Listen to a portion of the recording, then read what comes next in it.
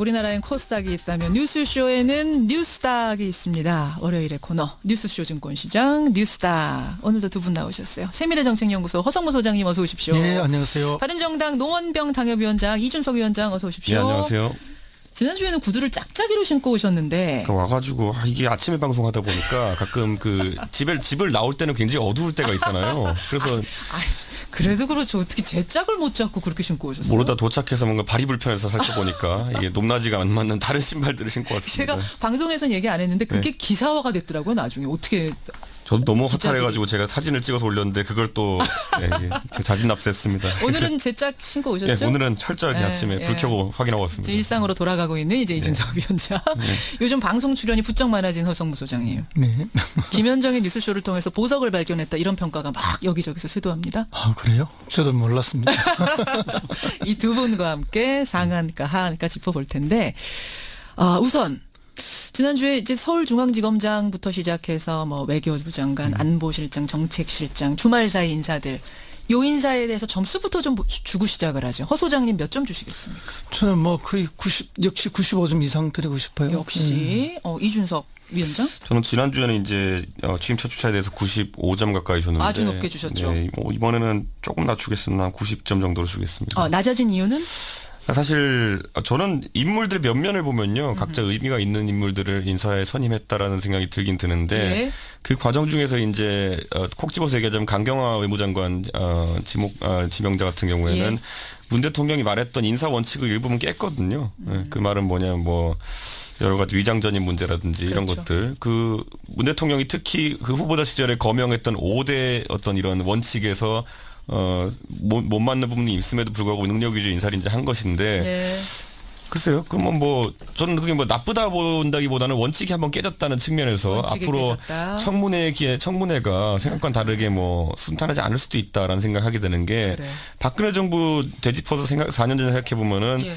그때도 뭐 딱히 법으로 문제되는 건 아니었는데 예를 들어 뭐 김종은 미래부 장관 내정자 같은 경우에 본인이 미국 국적을 가졌던 것이 문제돼가지고 낙마하기도 하고 그때부터 많이 꼬이기 시작했거든요. 그러니까 저는 원칙을 깼다는 점에서 예. 외교장관. 그러니까 얼마나 이게 원칙을 깨는 게 정부 입장에서 부담이스러웠으면은 뭐 자진 신고를 했겠습니까? 먼저 뭐. 말을 했어요. 발표를 했어요. 위장 전입했습니다. 한 거 알고 있습니다라고. 네, 근데 그 국민 정서상 자진 신고를 한다고 해서 이게 또 그러면 지금까지 그것 때문에 낙마한 수많은 인사들과 형평을 따져봤을 때 자진 신고한다고 용서가 될 것이냐. 뭐 용서라기보다 넘어가는 문제냐 순탄하게. 5대 원칙이 뭐였냐면 병역, 네. 부동산 투기, 세금 탈루, 위장 전입, 논문 표절. 네. 이런 인사들은 고위직에서 배제하겠습니다. 이게 공약이었거든요. 허 소장님. 맞습니다. 그게 근데 이제 깨진 거라서. 과거에 우리 이런 표현도 있지 않습니까?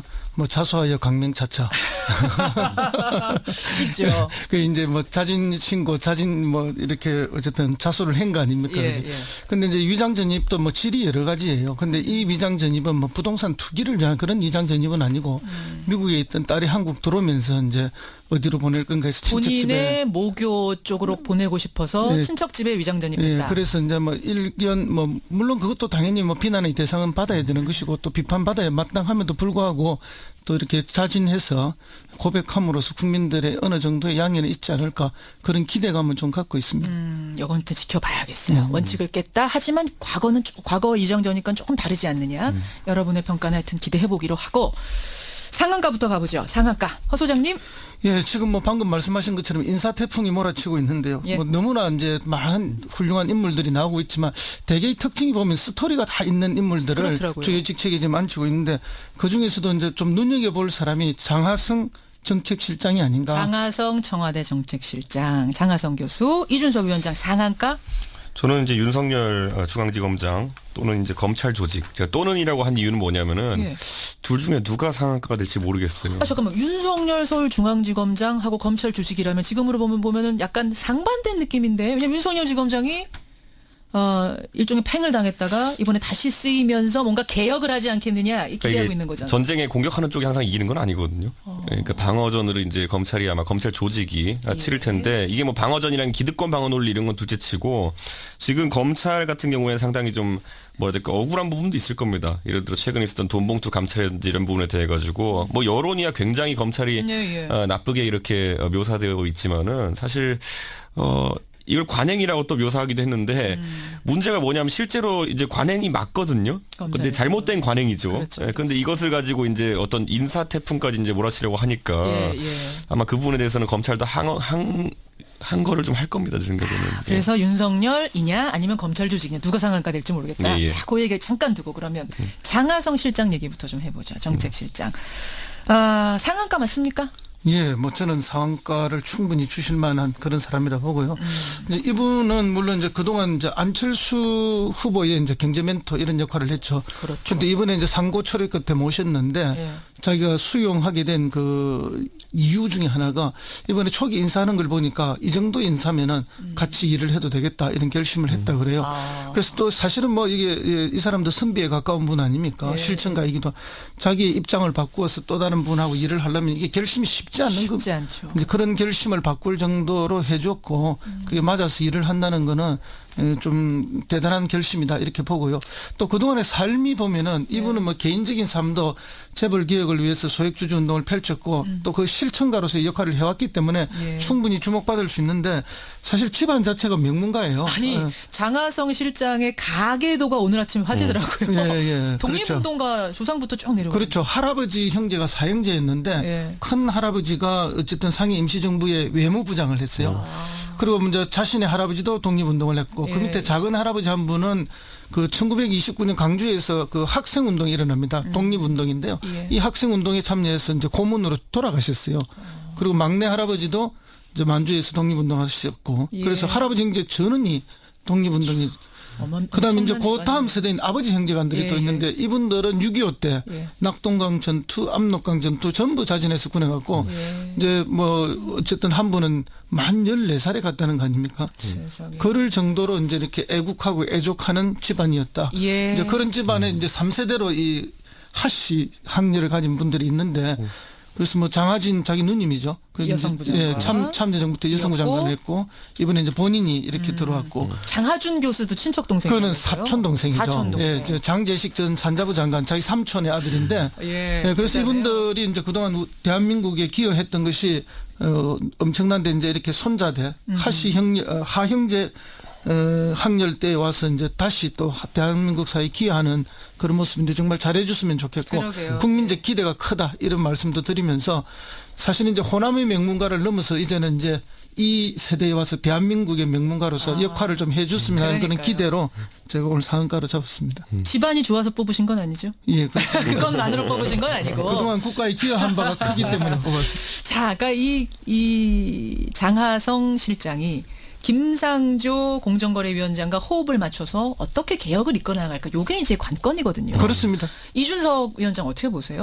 그 사실 김상조 교수 같은 경우에도 사실은 우리가 봤을 때는 좀 일부에게는 급진적인 경제학자의 이미지가 있기도 하지만은 실제로는 굉장히 온건한 분이에요. 그래요? 예, 그래서 사실 기업경의 사례로 드는 것도 이런 걸 본다 하더라도 예, 좀 예. 서구적 관점에서 뭐 그 정도로만 맞추자 정도의 느낌이지 누가 표현한 것처럼 좌파 경제학자로 보기 좀 어려운 아니에요? 예, 어려운 그런 측면이 있습니다. 주류 경제학자입니다. 우리가 이렇게 알고 있는. 그러다 보니까 제 생각에는 이 부분에 있어 가지고는 뭐 장하성 교수도 마찬가지이고요. 그러다 예. 보니까 이 호흡을 맞추자는 건데 예.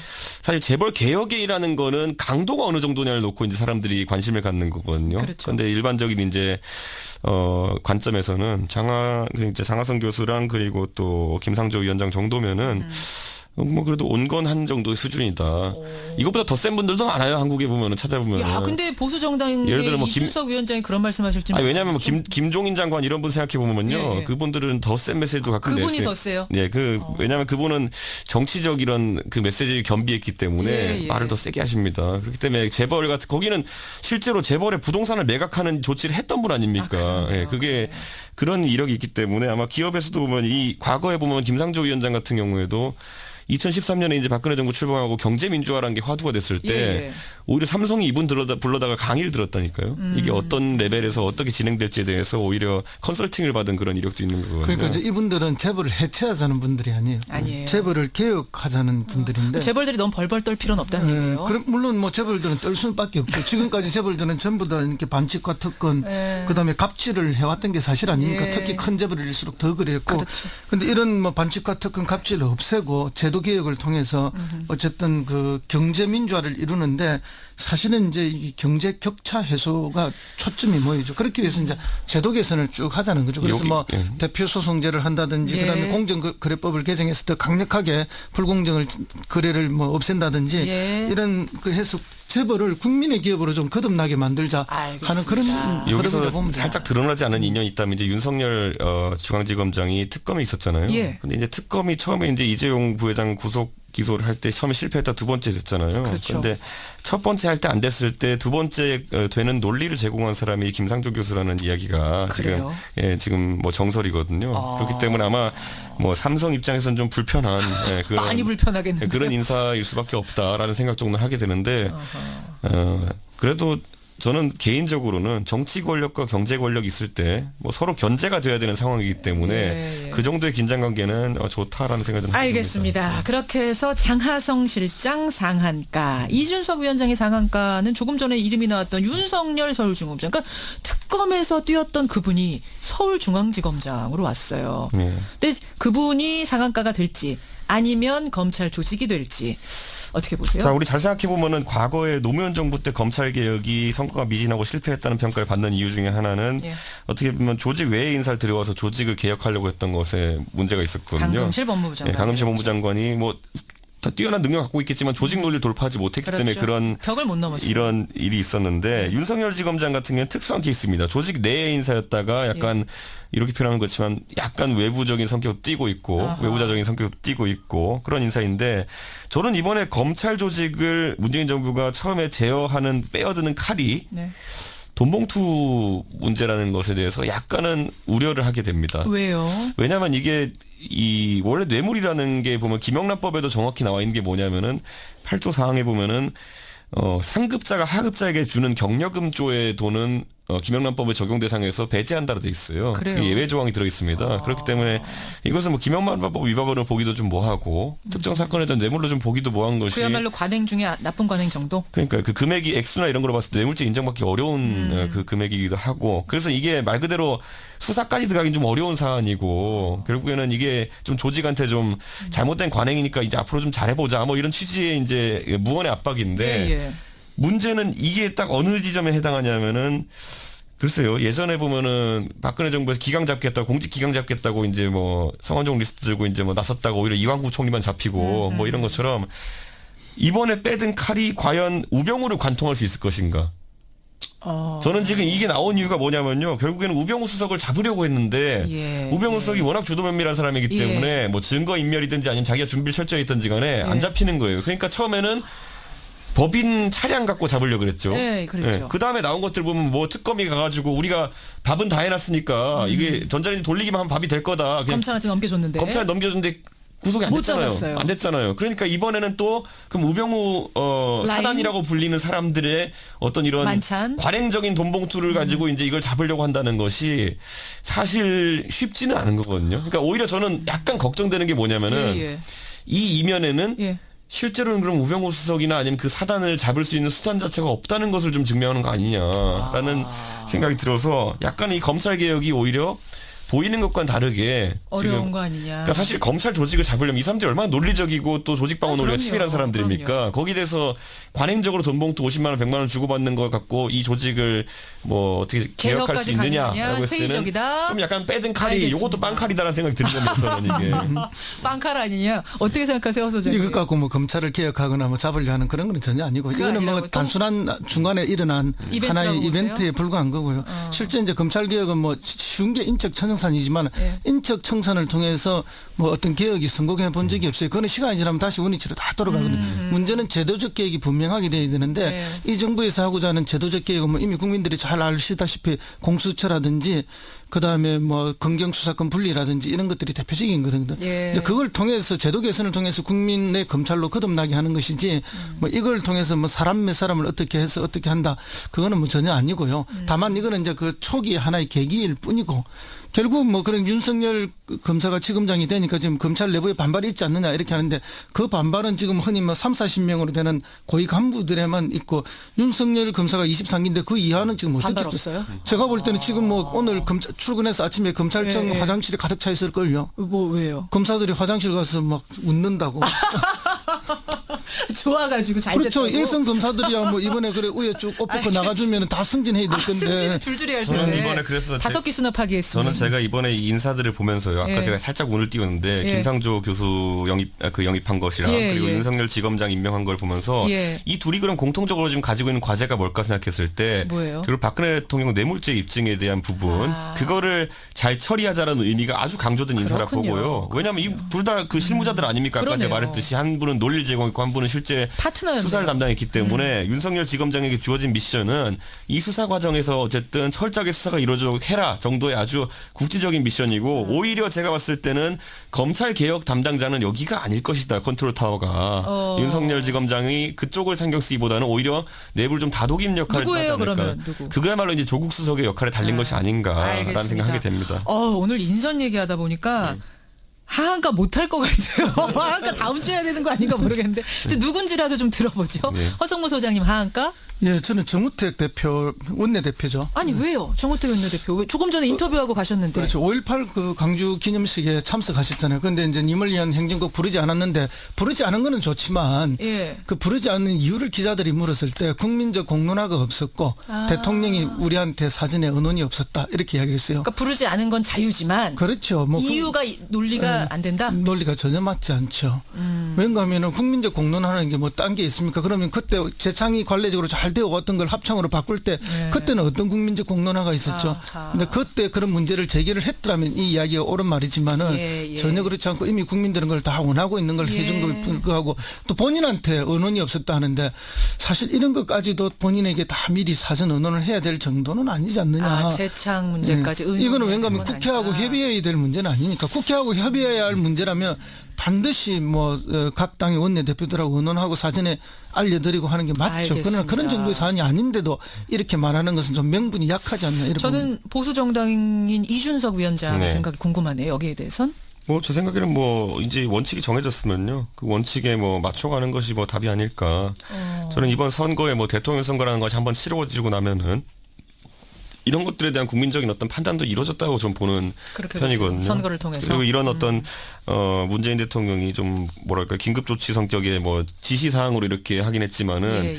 그래도 큰 반발이 국민적 반발이 적었다는 점에 있어가지고 자유한국당도 너무 민감하게 반응할 필요는 없다라는 생각을 하게 되어 있고 이제 그 아마 자유한국당에서는 그 대변인 명의로 무슨 뭐 북한군 개입설이니 뭐 이런 것도 이제 검증하자라고 나서는데 그랬어요. 예, 사실 뭐 그런데 그거는 학계에서 뭐 해가지고 할 일이지 지금 갑자기 뭐 어디 뭐 글 하나 읽고 그걸 갖고 검증하자. 공당이 뭐 검증하자고 나설 진짜 이런 북한군이 개입했는지 검증하자. 그리고 얘기를 그 했죠. 부분도 그런 상황은 아니라고 보기 때문에 사실은 그 부분도 그때 80년 당시에 군사 정권들이 군사 독재 그룹들이 신군부가 만들어낸 가짜 뉴스 아닙니까? 예. 오히려 광주 시민을 가짜 폐마, 뉴스죠. 광주 시민을 폐마하고 광주 5.18 민주화 정신을 뭐 오히려 이제 오염시키기 위해서 예. 그렇게 한 건데 그 가짜 뉴스를 지금 40년이 다 돼가는데도 아직도 확대 재생산하고 퍼뜨리고 믿고 있다는 게 이게 정말 공당에서 있을 수 없는 일을 하는 것이 아닌가 5.18 예를 들어 5.18 소위 말하는 그 보수주의 그래서 5.18 폭동설이라든지 이런 안 좋은 식의 묘사를 검색하면은 나오는 인터넷에 검색하면 나오는 사이트가 딱 한 군데밖에 없어요. 어디예요? 그러니까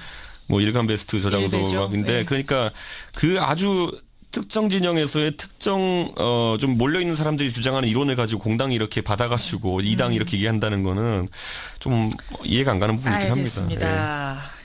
자, 하한가 이준석 위원장의 하한가까지만 들어야겠네요. 예. 뭡니까? 저는 뭐 이제 뭐 친박입니다 이제.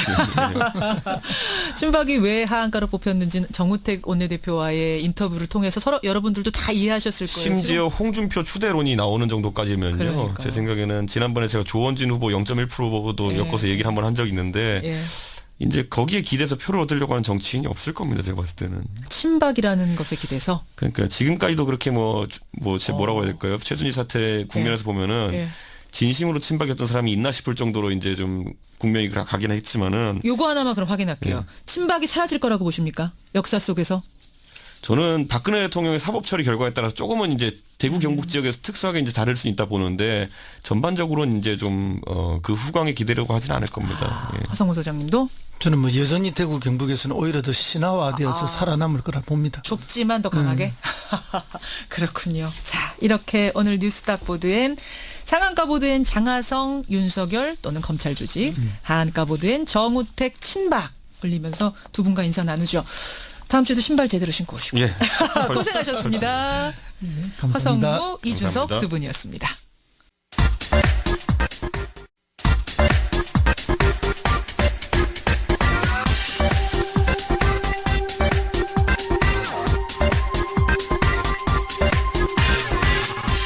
미국에는 나스닥, 우리나라엔 코스닥이 있다면 뉴스쇼에는 뉴스닥이 있습니다. 월요일의 코너 뉴스쇼 증권시장 뉴스닥. 오늘도 두 분 나오셨어요. 세미래정책연구소 허성무 소장님 어서 오십시오. 예, 안녕하세요. 바른정당 노원병 당협위원장 이준석 위원장 어서 오십시오. 예, 안녕하세요. 지난주에는 구두를 짝짝이로 신고 오셨는데 그러니까 와가지고 이게 아침에 방송하다 보니까 가끔 그 집을 나올 때는 굉장히 어두울 때가 있잖아요. 그래서 아이씨, 그래도 그렇죠. 어떻게 제 짝을 못 잡고 그렇게 신고 오셨어요? 모르다 도착해서 뭔가 발이 불편해서 살펴보니까 이게 높낮이가 안 맞는 다른 신발들을 신고 왔습니다. 제가 방송에서는 얘기 안 했는데 그게 기사화가 됐더라고요. 나중에 어떻게 저도 너무 기자들이- 허탈해가지고 제가 사진을 찍어서 올렸는데 그걸 또 제가 자진 납세했습니다. 오늘은 제 짝 신고 예, 오셨죠? 오늘은 철저하게 예, 아침에 예. 불 켜고 확인하고 이제 왔습니다. 일상으로 돌아가고 있는 이제 이준석 위원장. 요즘 방송 출연이 부쩍 많아진 허성무 소장님. 네. 김현정의 뉴스쇼를 통해서 보석을 발견했다 이런 평가가 막 여기저기서 쇄도합니다. 아, 그래요? 저도 몰랐습니다. 이 두 분과 함께 상한가 하한가 짚어볼 텐데 우선 지난주에 이제 서울중앙지검장부터 시작해서 뭐 외교부 장관, 안보실장, 정책실장, 주말 사이 인사들 요 인사에 대해서 점수부터 좀 주고 시작을 하죠. 허 소장님 몇 점 주시겠습니까? 저는 뭐 뭐 그러면 지금까지 그것 때문에 낙마한 수많은 인사들과 형평을 따져봤을 때 자진 신고한다고 용서가 될 것이냐? 뭐 용서라기보다 넘어가는 문제냐 순탄하게. 5대 원칙이 뭐였냐면 병역, 네. 부동산 투기, 세금 탈루, 위장 전입, 논문 표절 네. 이런 인사들은 고위직에서 배제하겠습니다. 이게 공약이었거든요. 허 소장님. 예, 맞습니다. 근데 그게 이제 깨진 거라서. 과거에 우리 이런 표현도 있지 않습니까? 뭐 자수하여 강명차차. 있죠. 그 이제 뭐 자진 신고, 자진 뭐 이렇게 어쨌든 자수를 한 거 아닙니까? 예, 그죠? 예. 근데 이제 위장 전입도 뭐 질이 여러 가지예요. 근데 이 위장 전입은 뭐 부동산 투기를 위한 그런 위장 전입은 아니고 미국에 있던 딸이 한국 들어오면서 이제 어디로 보낼 건가 해서 친척집에. 본인의 모교 쪽으로 보내고 싶어서 예. 친척집에 위장 예, 전입했다. 그래서 이제 뭐 일견 뭐 물론 그것도 당연히 뭐 비난의 대상은 받아야 되는 것이고 또 비판받아야 마땅함에도 불구하고 또 이렇게 자진해서 고백함으로써 국민들의 어느 정도의 양해는 있지 않을까 그런 기대감을 좀 갖고 있습니다. 이건 또 지켜봐야겠어요. 원칙을 깼다. 하지만 과거 위장 전입과 조금 다르지 않느냐. 여러분의 평가는 하여튼 기대해보기로 하고 상한가부터 가보죠. 상한가. 허 소장님. 예, 지금 뭐 방금 말씀하신 것처럼 인사 태풍이 몰아치고 있는데요. 예. 뭐 너무나 이제 많은 훌륭한 인물들이 나오고 있지만 대개의 특징이 보면 스토리가 다 있는 인물들을 그렇더라고요. 주요 직책에 지금 앉히고 있는데 그 중에서도 이제 좀 눈여겨볼 사람이 장하성 정책실장이 아닌가. 장하성 청와대 정책실장, 장하성 교수, 이준석 위원장 상한가. 저는 이제 윤석열 중앙지검장 또는 이제 검찰 조직. 제가 또는이라고 한 이유는 뭐냐면은 예. 둘 중에 누가 상한가가 될지 모르겠어요. 잠깐만. 윤석열 서울중앙지검장하고 검찰 조직이라면 지금으로 보면은 약간 상반된 느낌인데 왜냐면 윤석열 지검장이 일종의 팽을 당했다가 이번에 다시 쓰이면서 뭔가 개혁을 하지 않겠느냐 이 기대하고 이게 있는 거잖아요. 전쟁에 공격하는 쪽이 항상 이기는 건 아니거든요. 그러니까 방어전으로 이제 검찰이 아마 검찰 조직이 치를 텐데 이게 뭐 방어전이랑 기득권 방어 논리 이런 건 둘째치고 지금 검찰 같은 경우에는 상당히 좀 뭐라 해야 될까 억울한 부분도 있을 겁니다. 예를 들어 최근에 있었던 돈봉투 감찰이라든지 이런 부분에 대해 가지고 뭐 여론이야 굉장히 검찰이 예. 나쁘게 이렇게 묘사되어 있지만은 사실 이걸 관행이라고 또 묘사하기도 했는데 문제가 뭐냐면 실제로 이제 관행이 맞거든요. 근데 검사에서. 잘못된 관행이죠. 그렇죠, 예, 그런데 이것을 가지고 이제 어떤 인사 태풍까지 이제 몰아치려고 하니까 예. 아마 그 부분에 대해서는 검찰도 한 거를 좀 할 겁니다. 제 생각에는. 그래서 윤석열이냐 아니면 검찰 조직이냐 누가 상한가 될지 모르겠다. 예. 자, 그 얘기 잠깐 두고 그러면 장하성 실장 얘기부터 좀 해보죠. 정책실장. 상한가 맞습니까? 예, 뭐 저는 상한가를 충분히 주실 만한 그런 사람이라 보고요. 이제 이분은 물론 이제 그동안 이제 안철수 후보의 이제 경제 멘토 이런 역할을 했죠. 그렇죠. 근데 이번에 이제 상고 처리 끝에 모셨는데 예. 자기가 수용하게 된 그 이유 중에 하나가 이번에 초기 인사하는 걸 보니까 이 정도 인사면은 같이 일을 해도 되겠다 이런 결심을 했다 그래요. 그래서 또 사실은 뭐 이게 이 사람도 선비에 가까운 분 아닙니까? 예. 실천가이기도 자기 입장을 바꾸어서 또 다른 분하고 일을 하려면 이게 결심이 쉽지 않는 거. 쉽지 않죠. 이제 그런 결심을 바꿀 정도로 해줬고 그게 맞아서 일을 한다는 거는 좀 대단한 결심이다 이렇게 보고요. 또 그동안의 삶이 보면은 이분은 뭐 개인적인 삶도 재벌 개혁을 위해서 소액주주 운동을 펼쳤고 또 그 실천가로서의 역할을 해왔기 때문에 예. 충분히 주목받을 수 있는데 사실 집안 자체가 명문가예요. 아니 장하성 실장의 가계도가 오늘 아침 화제더라고요. 예, 독립운동가 조상부터 쭉 내려오고. 그렇죠. 할아버지 형제가 사형제였는데 예. 큰 할아버지가 어쨌든 상해 임시정부의 외무부장을 했어요. 그리고 먼저 자신의 할아버지도 독립운동을 했고 예. 그 밑에 작은 할아버지 한 분은 그 1929년 강주에서 그 학생운동이 일어납니다. 독립운동인데요. 예. 이 학생운동에 참여해서 이제 고문으로 돌아가셨어요.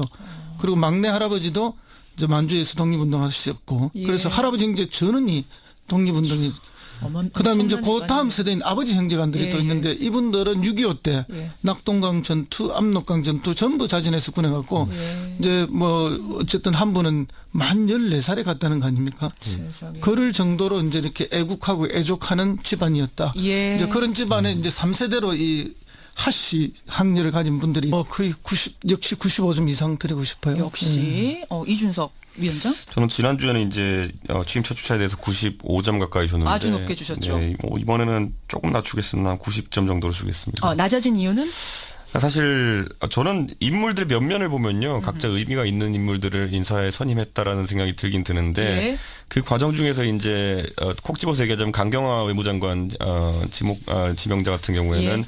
문 대통령이 말했던 인사 원칙을 일부분 깼거든요. 그 말은 뭐냐면 뭐 여러 가지 위장전입 문제라든지 이런 그렇죠. 것들. 그 문 대통령이 특히 그 후보자 시절에 거명했던 5대 어떤 이런 원칙에서 못 맞는 부분이 있음에도 불구하고 능력 위주 인사를 이제 한 것인데 네. 글쎄요. 그러면 뭐 저는 그게 뭐 나쁘다 본다기보다는 원칙이 한번 깨졌다는 측면에서 원칙이 앞으로 깨졌다. 청문회가 생각과는 다르게 뭐 순탄하지 않을 수도 있다라는 생각하게 되는 게 그래. 박근혜 정부 되짚어서 4년 전에 생각해 보면은 예. 그때도 뭐 딱히 법으로 문제되는 건 아니었는데 예를 들어 뭐 김종훈 미래부 장관 내정자 같은 경우에 본인이 미국 국적을 가졌던 것이 문제돼 가지고 낙마하기도 하고 그때부터 많이 꼬이기 시작했거든요. 그러니까 저는 원칙을 깼다는 점에서 예. 외교장관 그러니까 얼마나 이게 원칙을 깨는 게 정부 입장에서 부담이스러웠으면은 뭐 자진 신고를 했겠습니까? 먼저 뭐, 말을 했어요. 발표를 했어요. 위장 전입했습니다. 한 거 알고 있습니다라고. 네, 근데 그 국민 정서상 자진 신고를 한다고 해서 이게 또